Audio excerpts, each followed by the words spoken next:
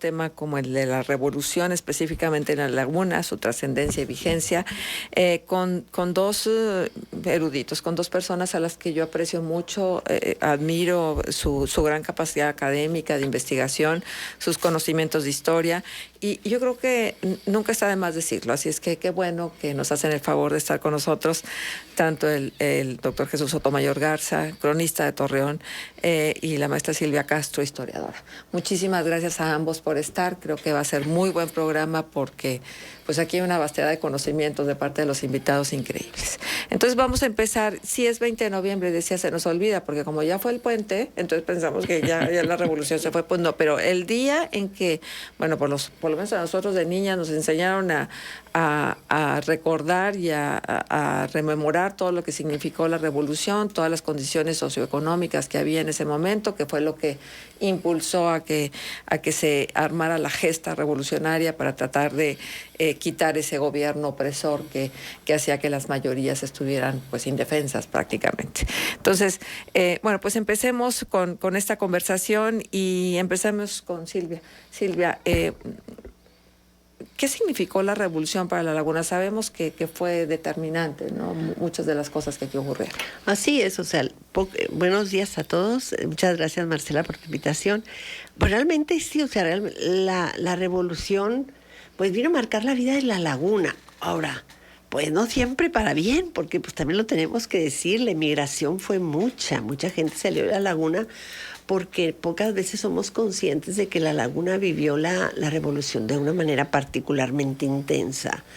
Y a mí me tocó tratar a algunos historiadores que venían de la Ciudad de México y cuando yo les hablaba de 4 tomas de Torreón, la cara de sorpresa no era pequeña. Todo el mundo piensa que la toma de Torreón fue una toma de Torreón. A lo mejor ahora con pues dijéramos la difusión que ha tenido la entrada maderista por la matanza de chinos que hubo, podemos también ubicar esa, pero hay otras 2 que fueron hechas también a fuego y a sangre y fuego. O sea, realmente La Laguna, yo no sé si el magistrado tenga alguna idea, pero yo pienso que no hay, porque tú ves que tomaron Ciudad Juárez o tomaron Durango en junio del 13 y ya Durango queda en manos de los villistas hasta el triunfo de Carranza. Sin embargo, La Laguna pues la tomó Villa y luego la perdió, vienen los federales a retomarla y luego viene Villa otra vez. O sea, hubo muchas entradas y salidas de tropas, además, dijéramos, y si te digo algo de Torreón, yo creo que Gómez y Lerdo les fue todavía peor. Entonces, realmente, La Laguna es un lugar que vivió la revolución de una manera muy fuerte. La población sufrió mucho y por lo tanto hubo mucha inmigración. El que pudo se fue de La Laguna. ¿Pero por qué? Específicamente, ¿por qué se concentró aquí en La Laguna? Mira, era un nudo ferroviario muy importante, era el más importante del norte de México, pero además había mucho dinero. Y mucho dinero del algodón y mucho dinero del guayule, que luego a veces el guayule no lo contamos, creo que en el 1906 entró más dinero a La Laguna por el guayule que por el algodón. Entonces, el que se hacía de La Laguna, pues se hacía primero, por ejemplo, de muchos trenes, carros, locomotoras, lo que fuera, pero además también de la posibilidad de mucho dinero. Entonces, por eso específicamente, sí. No porque siempre se habla de la estrategia de La Laguna geográficamente, sí. Bueno, por el nudo ferroviario sí puedes pensar que sí, la geografía, en ese sentido de que aquí cruzaban las vías, pues sí le daba una... Y La Laguna en sí, la gente hay un libro muy interesante de William Meyers que habla porque La Laguna era tan efervescente políticamente y socialmente. O sea, sí había una efervescencia. Por esto yo creo que de que fue una zona muy próspera que creció en muy poco tiempo. Pero por lo cosmopolita de la zona, o ¿a qué se debía como esa efervescencia política? Mira, en primer lugar el agua. O sea, el agua es la que va a detonar los primeros problemas sociales entre los ribereños de arriba y los ribereños de abajo y todo esto. La llegada continua de trabajadores que venían de otros lugares. Y entonces esto va a hacer que, pues son trabajadores muchos que andaban todo el año y ahora estaban aquí, mañana allá, pero muchos se quedaban y buscaban trabajos para ya permanentes. Entonces todo esto va a ir creando una situación sí de mucha efervescencia política y social. Claro. Licenciado, ¿y qué fue lo que pasó con las figuras de renombre de la revolución originarios de aquí? ¿Hubo de estos próceres, de esta gente a lo mejor que no tuvo tanta relevancia como algunos de los personajes revolucionarios, pero que también fueron determinantes de la gesta revolucionaria, sobre todo aquí en La Laguna? Bueno, vamos a partir desde el momento en que pues, Torreón era una ciudad muy joven. Usted sabe, rancho 1850, y a partir de ahí empieza como hacienda, etcétera. Estación, igualmente como colonia, villa y luego ciudad. Pero aquí radicaba mucha gente. Por ejemplo, estaban los hermanos Aguirre Benavides, que fueron puntales en la lucha revolucionaria. Don Manuel Oviedo, el doctor José María Rodríguez, que hizo él precisamente, formó el club antirreeleccionista en Torreón, que rápidamente se allegó mucha gente. Y ahí ellos empezaron precisamente, a don Manuel Oviedo le mandó Francisco I. Madero el plan de San Luis, y ellos empezaron a verlo ahí. Yo decía hace unos días en el Museo de la Revolución que aún afortunadamente existe la casa de don José María Rodríguez en la esquina de Juan Antonio de la Fuente y Matamoros, que hoy es una institución de crédito bancaria, ¿verdad? Y que ahí se reunían. Casa. Muy bonita, de cantera. Sí. Alguien me preguntaba que si por dentro está, no, le dije, no la conozco, pero por fuera sigue igual, de cantera la casa. Ahí se reunían. Vino don Francisco I. Madero aquí. Yo entonces, concretamente, pues la gente que estaba aquí en la región venía de otras partes. Todavía no es como actualmente, ¿verdad? Que muchos hemos nacido y crecido aquí en Torreón, ¿verdad? Pero Torreón precisamente dio mucho para la Revolución Mexicana. Ahorita nos decía Silvia acerca de la primer toma de Torreón, que tuvo precisamente pues esa desgracia de la muerte de los orientales, de 303 chinos. Pero también esa toma de Torreón influyó para que Porfirio Díaz renunciara. Acababan de triunfar los revolucionarios en Ciudad Juárez. Y luego, precisamente, con esto, seguramente que decidió renunciar, ¿verdad? Que, entre paréntesis, quiero de nueva cuenta decirlo, lo he dicho en cuanto foro he tenido oportunidad, Francisco Villa no tuvo nada que ver con la matanza de los chinos. Francisco Villa se encontraba a 1000 kilómetros de distancia cuando aconteció ese evento. Evento que ahora don Carlos Castañón, el señor director del Archivo Municipal, nos lo da a conocer en un libro que escribió, ¿verdad? Y que precisamente lo trata de una manera muy extensa el problema. Nosotros vemos, por ejemplo, a mí me tocó escribir un libro sobre Benjamín Argumedo, y ahí hablo yo de que un año anterior en Gómez, una persona, ahorita se me fue el nombre, que era militar, arengó a las gentes en contra, no solamente de los chinos, sino de los españoles, de todos los extranjeros. Y luego, el mero día de la toma de Torreón, un Jesús María Grajeda, ese sí anduvo en la madrugada, en las esquinas de Torreón, arengando a la gente para irse en contra de los orientales, ¿verdad? Entonces, sí es muy... cierta xenofobia, había cierto racismo. Sí, yo les comento, les digo, bueno, venía desde Estados Unidos aquello, porque a los chinos ya no les permitieron, sobre todo en California, trabajar. Por eso cruzaron para acá, para México, ¿verdad? Pero ese racismo, esa fobia en contra de los chinos venía desde Estados Unidos. Llegó y recaló aquí en Torreón, desafortunadamente, con esa matanza que hubo, que yo les comento, les digo, esa cultura, esa etnia de los chinos, pues muy hacendosa, una cultura que debemos de reconocer, porque yo les hablo, les digo, por ejemplo, el primer restaurante que hubo en la estación del ferrocarril, Fonchuk, el que le decían el chino más mexicano. Y luego las hortalizas él también las estableció. Y luego ¿quién no se acuerda de niño? Bueno, pues los que ya tenemos cierta edad, de las tiendas de los chinos en casi todos los barrios, en todas las colonias, etcétera. Había una tienda de un oriental. A mí me encantaba ir allá a las del Mercado Villa porque nos daban el bolo cuando después de terminar. Pero en fin, digo, desafortunadamente yo al menos no tengo el dato de una persona originaria de aquí de Torreón que haya participado destacadamente. Hubo, y ahorita lo señaló. Pero sí avecindados. Sí, no, muchos. Precisamente para allá iba yo. Había una situación laboral tremenda. Incluso hubo huelgas. Por ejemplo, los que estaban construyendo el casino de La Laguna se fueron a la huelga porque les pagaban menos y trajeron gente, canteros, como le llamaban, de Durango. Hicieron una huelga. Hablaba ahorita Silvia con mucho tino del Guayule, en la Guayulera también hicieron una huelga, en fin. ¿Por qué? Porque los salarios eran mínimos y las horas de trabajo tremendas. En el campo, ¿qué puedo yo decir del campo? Las famosas tiendas de raya. El campesino, el jornalero agrícola, estaba esclavizado de por vida con el dueño de la hacienda del rancho aquel, porque siempre estaba debiéndole a la tienda de raya.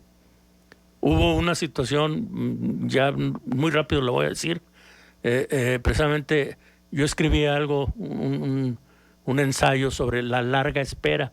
¿Por qué? Porque el jornalero del campo lagunero se fue a la revolución porque quería un pedazo de tierra. No tenían tierras, todo estaba concentrado, los latifundios, exacto. Luego, ¿qué sucedió? Triunfa la revolución, se da la Constitución de 1917, se determina en el artículo 27 constitucional de la pequeña propiedad del ejido, de la colonia, de los nuevos centros de población, de la forma en que se les va a dar a los campesinos la tierra. Y La Laguna se dio, pasó 1920, 1930, no se cumplió la reforma agraria en La Laguna hasta 1936, que vino don Lázaro Cárdenas de la Riva. Bueno, vamos a seguir con esta conversación.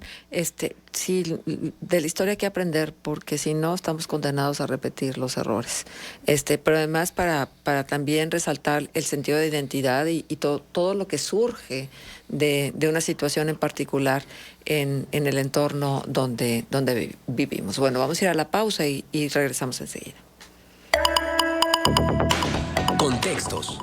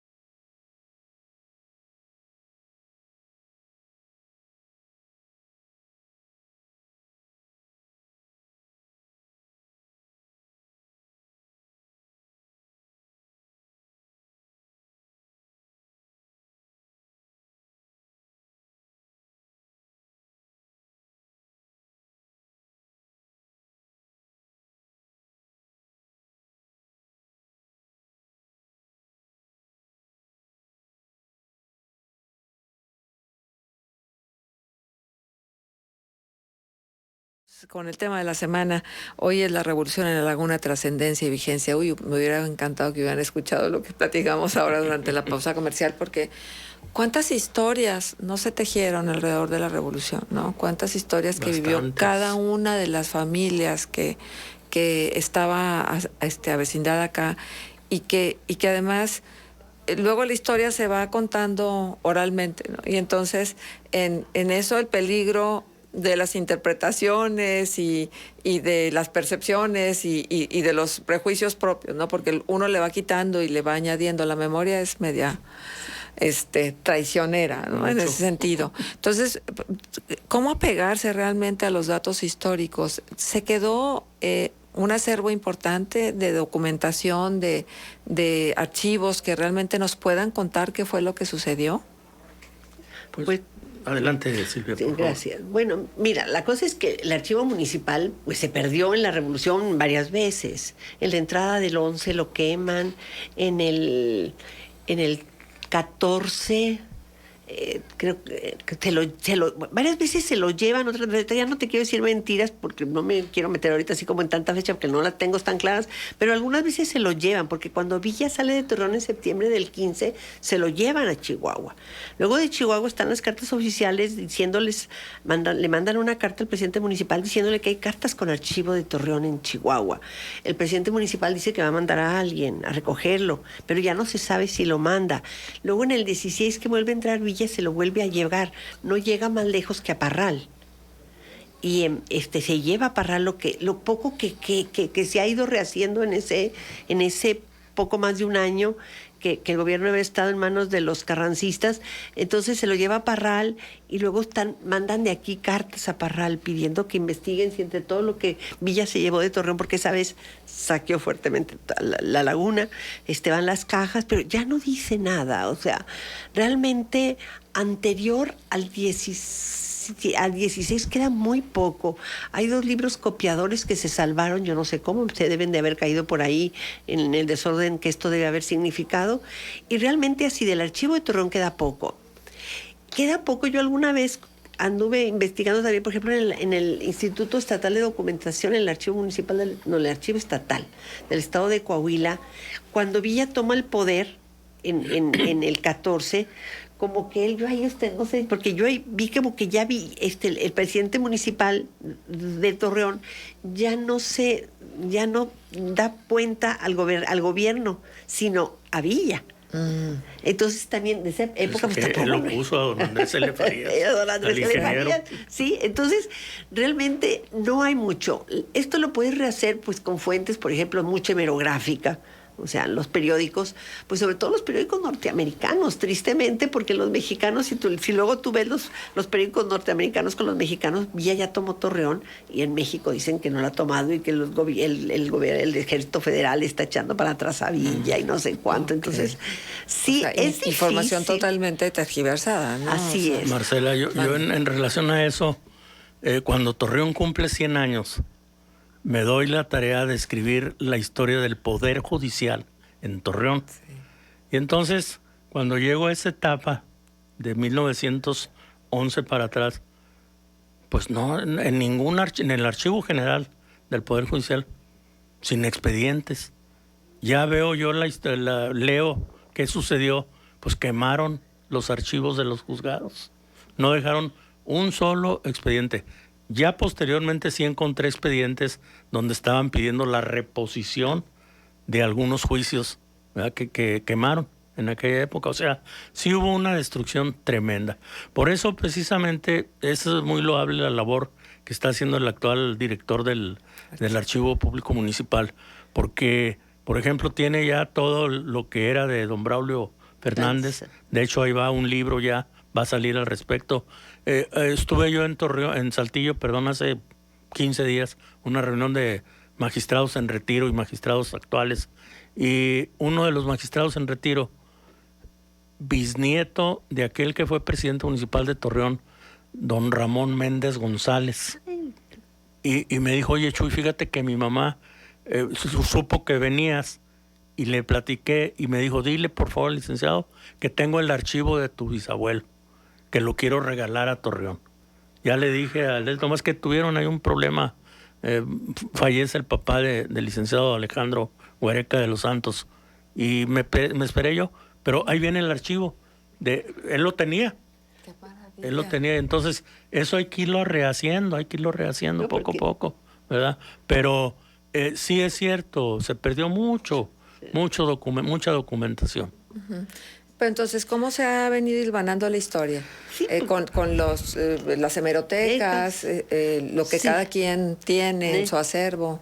Pues mira, buscando aquí y allá, por ejemplo, yo escribí un pequeño texto de Torreón bajo el fuego revolucionario para los 100 años de Torreón precisamente, y pues yo el otro día estaba viendo y dije, bueno, es que la mitad de las fuentes que tengo son hemerográficas, porque es que es a donde lo haces. Ahora, por ejemplo, Ahora, ¿qué tanta validez tiene una fuente hemerográfica? la tienes que cruzar con otras. No, sí, porque no es nada más porque Pobre hombre. sí la tienes que cruzar, por lo que te digo, o sea, si yo me voy a la hemeroteca nacional, pues me voy a encontrar que Villa, pues no sé cuándo entró, porque dicen lo que no fue, pero te vas, por ejemplo, a Estados Unidos, pues no, ahí sí hay.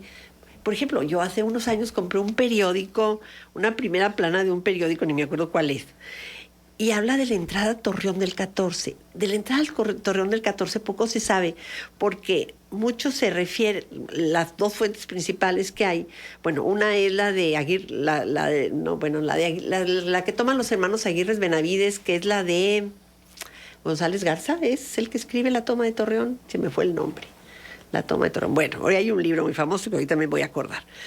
Y pero ellos, como llegan a Torreón y es el triunfo, ya no escriben tanto sobre cómo estaba Torreón. Entonces siempre se ha dicho, por ejemplo, que fue más cruenta la toma de Gómez, el Cerro de la Pila y todo esto. Este periódico platica cómo estaba Torreón. Se queda uno helado. O sea, me acuerdo que dice desolación, desolación, desolación. O sea, la cantidad de cuerpos tirados en la calle pudriéndose, dice que era un olor nauseabundo. O sea, una cosa que dije, bueno, es que no conocemos, esa parte todavía nos falta, porque hemos tenido ciertas fuentes. Es que sí, los maestros en la maestría decían mucho que la historia se construye socialmente, y esta es la construcción social. De aquí sale algo, de allá sale otro poco. Ahorita lo que nos está diciendo el doctor es muy importante, porque Ramón Méndez es el primer presidente municipal cuando termina la revolución. Es más, él es presidente municipal en la última entrada de Villa. O sea, debe tener un archivo riquísimo en ese tipo de información. Oye, qué cuadro que empiezas así como a esbozar de cómo estaban las condiciones de Torreón con Sí, la ¿no? toma, ¿no? Porque ni hablar de servicios públicos municipales, ni hablar de un seméforo, ni hablar... Marcela, precisamente en honor a Francisco Villa, en esa toma de 1914, dictó una disposición que la pusieron en todas las esquinas de las calles, donde decía que limpiaran la banqueta que les correspondía de su casa, el pavimento de la calle, porque aquel que no lo hiciera le iban a multar con 100 pesos. Fue por lo que dice aquí nuestra amiga, de que había los cadáveres en las calles, no solamente de hombres, de mujeres, de niños, sino de animales, basura, etcétera. Y dijo Villa, tienen que limpiar, si no, hay una multa. No creyeron en la multa, decían, no, nos va a ejecutar, mejor vamos a limpiar. Dicen que a los 2 o 3 días, Torreón era una ciudad limpia. ¿De verdad? Sí. ¿Y dónde pusieron todos los cadáveres? ¿En un panteón? No, los quemaron. Los quemaron. Sí, hacían hogueras, una cosa tremenda. ¿Cómo cuántos habitantes había en ese momento? Ah, caray. Dicen que por 40,000, ¿eh? Yo lo que he leído es que en 1910 había 40,000 habitantes en 40,000. Torreón. Concentrados en lo que hoy es el primer cuadro. A lo que hoy es el primer cuadro. Fíjate que yo creo que sí hay que hacer una campaña para hablar con las personas que obviamente ya no son recuerdos de primera generación. Cuando en el 10 que se cumplió el centenario de la Revolución, se hizo una pequeña campaña ahí desde el museo y todo eso, y habló un señor, un señor ya grande, y me dijo, mira, mi papá estuvo en la Revolución, él era de Tamaulipas, lo agarró la leva a los 12 años, y lo trajeron a la toma de Torreón, a defender Torreón. Dice, la ropa que le dieron le quedaba grande, dice, tenía que doblar. La de acá. Estuvo en el Cerro de la Pila. Dice que caminaban arriba de los cuerpos. porque una cosa espantosa. Imagínate una criatura que tenía 12 años. Dice que como pudieron él y otros que andaban en la misma, en el desorden aquel se escabulleron, se vistieron de mujeres, que yo digo, pues que sí se deben de haber podido vestir de mujeres, pues eran unas criaturas. Y dice que pegados acá a los cerros, se fueron huyendo. Y luego otra señora nos platicó de su... Ay, qué horrible. No, de su abuela, de su mamá. Y bueno, pues ya me voy a poner muy tétrica. Que vinieron a Torreón, ellos eran de Zacatecas y el marido era cocinero y le había ido muy bien. Entonces sabe que en Torreón hay muchos restaurantes y se viene a Torreón y les estaba yendo muy bien, pero él muere en la matanza. La mujer tenía una niña chiquita de 7, 8 años y estaba embarazada. No sabía qué hacer porque dice que además, ahorita me acordé por lo que decía el doctor, de que matan al hombre y no encuentra quien le ayude a enterrarlo. Y que pues ella embarazada con una niña chiquita recién llegados a Torreón y que sin qué comer, dice que los vecinos, como la gente, sobre todo la gente humilde, es tan generosa, les consiguen dinero y les dan dinero para que haga tamales y los venda. Y dice que se iban a las esquinas a vender, pero que la mamá estaba tan, pues yo me imagino que como choqueada, como pasmada la mujer, que no hacía nada y que la niña es la que se ponía a vender, que la niña es la que se pone a gritar de tamales porque dice que la pobre mujer no podía. O sea, la gente realmente hemos romantizado mucho la revolución, pues, y sí, la lucha por la justicia, por la igualdad, por la democracia, pero la gente la pasó muy mal. Sobre todo la gente aquí en la Laguna la pasó muy mal. Por lo que tú dices, los servicios... Era una guerra civil. Así es. Sí, y todas las guerras significan hambre, dolor, sufrimiento. O sea... Marcela, yo quisiera exponer un caso que ya lo di a conocer y lo estoy investigando, de los famosos cadetes de la Centenario. Un grupo de alumnos de quinto de primaria siguió a su profesora en la Revolución en 1911. Federico Chapoy fue el nombre del maestro. 32 alumnos que alguien me objetó en una plática. Me dijo, oye, primaria, son unas criaturas. No, en ese entonces, estamos hablando de 1910, 1911, egresaban de sexto año de 15, 16, 17 años. Porque entraban tarde. Sí. Uno salió, a nosotros nos tocó a los 12 años salir, 11 años, ¿verdad? Pero en aquel entonces era así. 30 jovencitos siguieron a su profesor en la Revolución. Contra Pascual Orozco aquí en Conejos, Durango, les tocó el ataque. Murieron 2 o 3. A los demás les pidió don Francisco y Madero que se regresaran a Torreón. Eran de la Escuela del Centenario. Por eso les llamaron los cadetes de la Centenario. Yo aprovecho este medio porque ando buscando un periódico de 1911, El Telégrafo se llamó. Y ahí vienen los nombres de todos los alumnos que siguieron y viene un manifiesto de la niñez torreonense que estaban de acuerdo con la revolución y que la iban a seguir.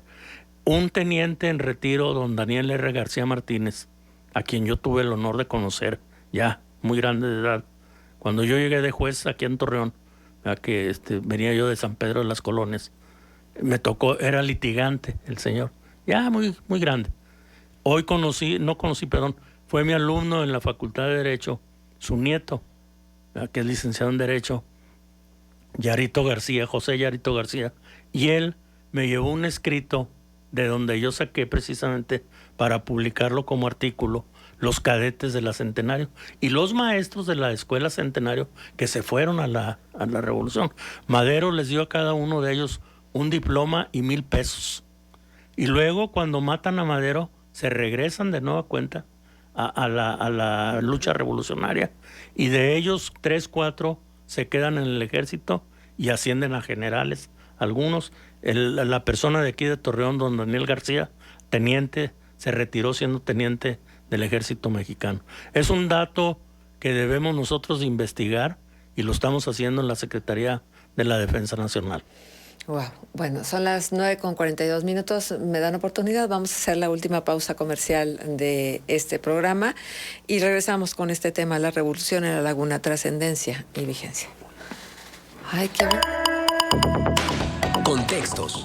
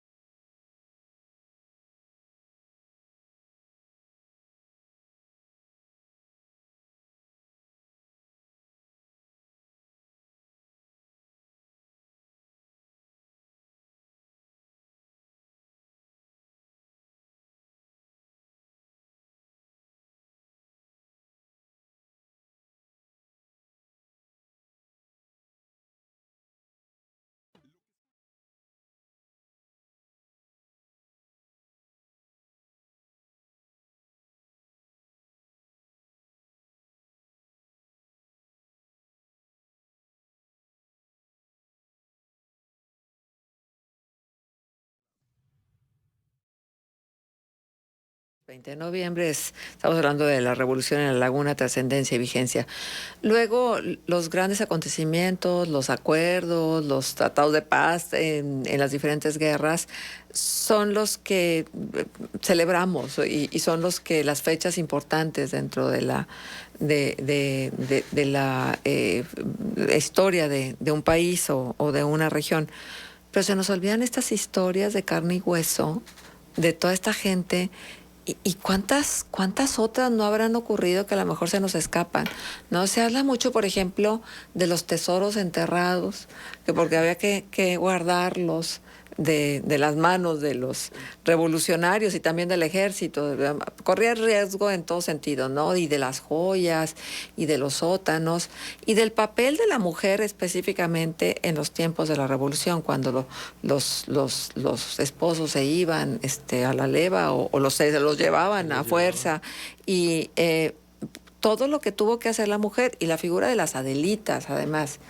¿Hubo Adelitas laguneras? Sí, claro, ¿no? Ahorita estábamos platicando el doctor y yo de Petra Herrera, que es muy famosa y de la que hay ahorita como mucha inquietud por investigar, que no se sabe mucho, porque luego también, pues entre que el papel de la mujer siempre se ha visto un poco ¿qué puedo decir? A un lado del hombre, pero sin ocupar puestos, pues poco queda, más que de algunas pocas, en que por situaciones a veces sorprendentes se ha rescatado archivo, como el caso de Amelia Robles, que es un caso de ella era guerrerense, se mete a la revolución, pero ella cambia de sexo, ella se vuelve en Amelio Robles. Y hubiera pasado... ¿Cómo? ¿Cambiar para poder...? No sé, el nombre. El nombre, pero además el físico, Petra o sea, se corta el también, pelo. Petra Herrera de trenzas. Cuando entra la revolución se corta las trenzas y se viste como hombre. Es que iban más protegidas y parecían otro más de los hombres. Pedro Herrera. Pero Amelio Robles siguió su vida y que llegó a casar con una mujer, o sea, sí hay.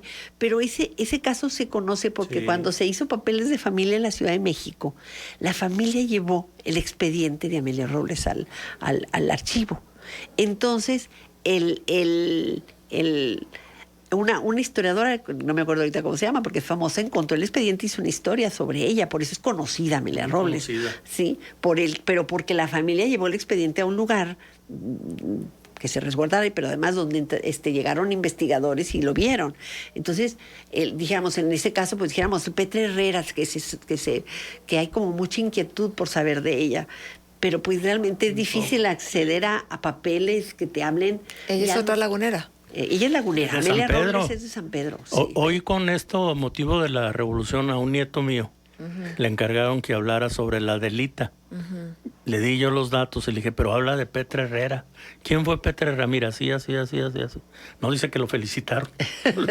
Claro. Pero ese es un caso, el que está diciendo aquí mi amiga, de que a las mujeres no les daban el lugar que merecían.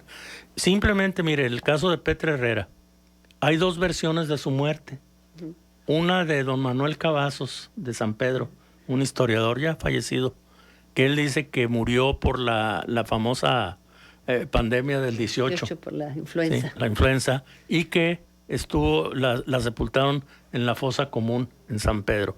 Y hay otra versión que dice que no, que la mataron en Ciudad Juárez, porque estaba sí, como de doble agente, ¿no? Sí. Según esto, ella servía ahí en un bar, pero siempre estaba lista porque daba la datos. Matajari mexicana. Exactamente. Sí. Y ahí la asesinan. Hay esas dos versiones. O sea, no hay, como dicen, no tenemos datos al respecto.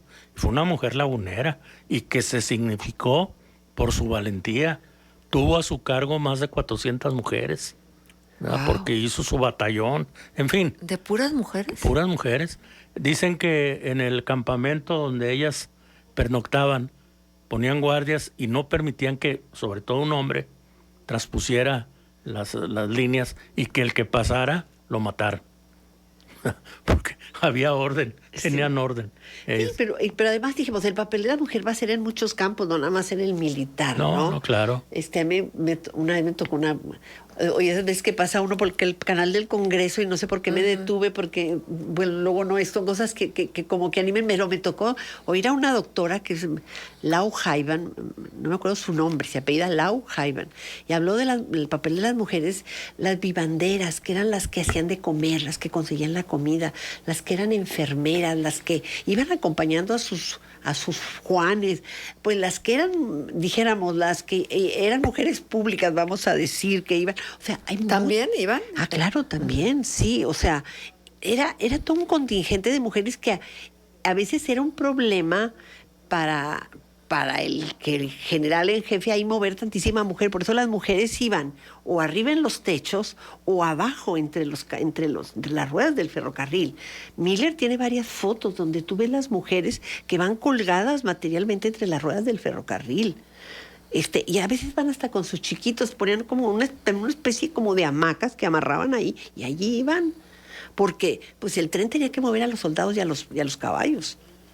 Entonces las mujeres se movían con los hombres como buenamente podían.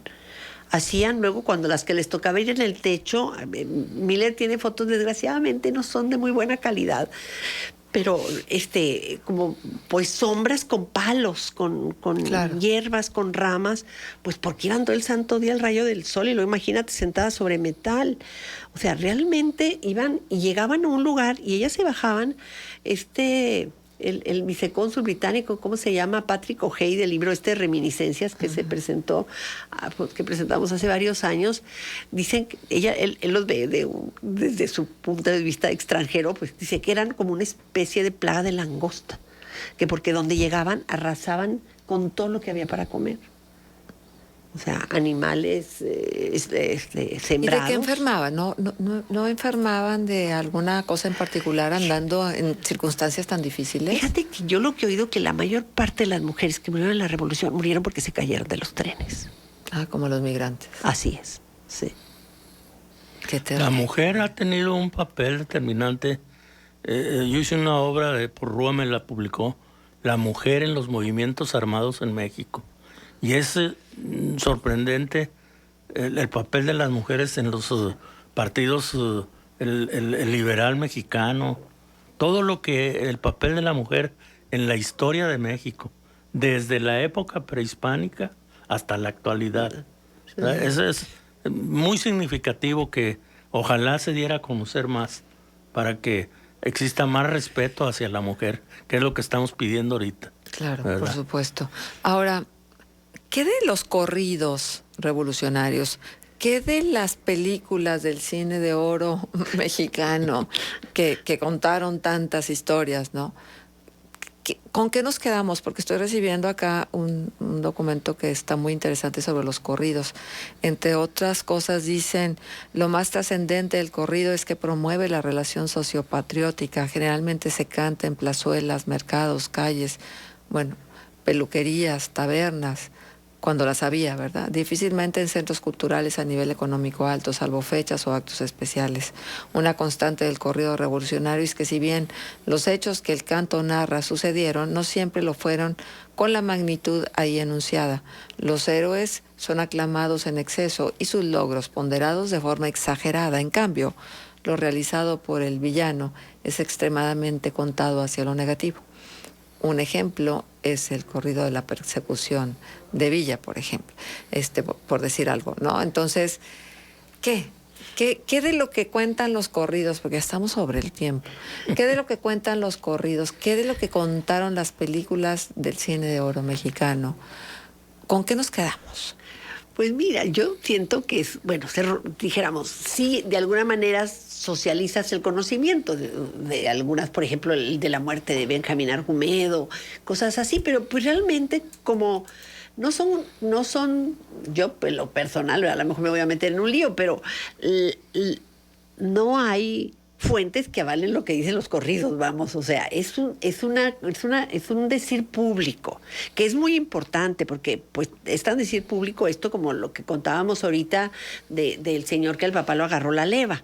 Uh-huh. O sea, son recuerdos que crean dijéramos que tratan de guardar la memoria de ciertos hechos que a la gente le parecen importantes, que eso es lo que yo siento que es muy, muy valioso, que en este caso es lo que ha permeado hacia la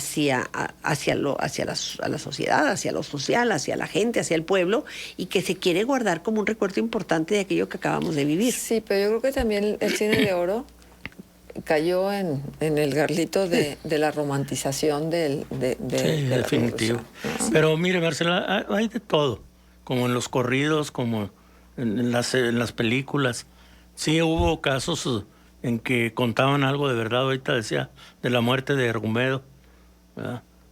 Hay un corrido donde le dice que gritaba Pancho Villa: ¿dónde te hallas, Argumedo? Tú que a nadie le tienes miedo, algo así por el estilo. Y al último ya se andaban juntando, por cierto, Argumedo y Villa. Nada más que detuvieron a Argumedo, se lo llevaron, lo procesaron en Durango y lo fusilaron. Pero hay muchos corridos que sí nos hablan de algo real. Pero tiene razón, está, pues, según la persona, ¿verdad? Pues claro, ¿qué objetividad puede ser alguien que admiraba a Villa? Cantándole a Villa no iba a decir sus cosas malas, Exactamente. ¿verdad? Así Iba a es, decir todo lo bueno y todo lo grandioso que fue el general. Pues la verdad es que ha sido muy grato poderlos tener a ambos acá y yo creo que valdría la pena una última idea de parte de cada uno de ustedes en función de por qué es importante conocer la historia en serio de la revolución. Bueno, yo diría que más que nada conocer la historia de lo que aconteció en La Laguna. ¿Qué aconteció? ¿Cuántas batallas? Ahorita nos decía Silvia de las 4 tomas de Torreón. ¿Qué sucedió en cada una de esas batallas? Por ejemplo, en la tercera batalla, toma de Torreón, pues de ahí surge el Mercado Villa, ahí surge el monumento a Benito Juárez, perdón. ¿Verdad? Se pone la primera piedra del puente que no se hizo ahí, ¿verdad? Se hizo en otra parte, por parte de Francisco Villa. ¿Verdad? Digo, cada uno tiene sus cuestiones muy importantes y nosotros debemos de conocer que en La Laguna fue factor decisivo para el triunfo de la revolución. Esas 3, sobre todo las primeras 3 tomas, fueron esencialísimas y tuvieron un efecto muy grande para que se diera la Revolución Mexicana. Muy bien. Silvia. Mira, yo creo que hay que leer, hay que interesarse en la historia para conocer nuestra región. O sea, digo, me voy a ir también por el lado que lo podemos extrapolar a lo nacional, pero vamos a hablar ahorita de lo regional. Yo creo que tenemos que conocer el lugar en que vivimos, porque muchas de las cosas que ahorita tenemos, que ahorita somos, vienen de allá. Entonces, ¿cómo vamos a entender lo que a veces nos pasa como sociedad si no conocemos la historia de nuestra región? Yo siento que nos da identidad, además. O sea, sí, de alguna manera esto nos ha dado identidad como región y que siempre hay que... Nadie ama lo que no conoce, dice un dicho. Y así creo yo que conocer la historia de la revolución. Mira, yo sí siento que a los jóvenes, yo de alguna manera lo viví. A mí toda la vida me gustó la historia, pero te voy a decir, yo me saltaba la revolución. Yo llegaba hasta aquí y luego de allá para allá. Entré a la revolución por Miller, por entender las fotos de Miller. Y la verdad descubrí una historia fascinante. O sea, realmente hay que interesarse, porque si uno no se interesa, la cosa no nos va a pescar. Necesitamos interesarnos para que nos pesque. Empezar a jalar el hilito. Así y de ahí es. se va el hilito. Así es. Bueno, el libro que tú escribiste a propósito de las fotografías, ¿se puede conseguir todavía? En el archivo municipal. Muy bien. Pues solamente gracias, de verdad. Al contrario. Maravillosa esta conversación y qué bueno tenerlos aquí. Muchísimas gracias. Gracias. Sí, Gracias. Un gusto. Y a ustedes que nos atendieron, pues, ¿qué les digo? También muchísimas gracias. Los esperamos el próximo lunes. Que tengan un reparador fin de semana. Q 91.1 FM. Son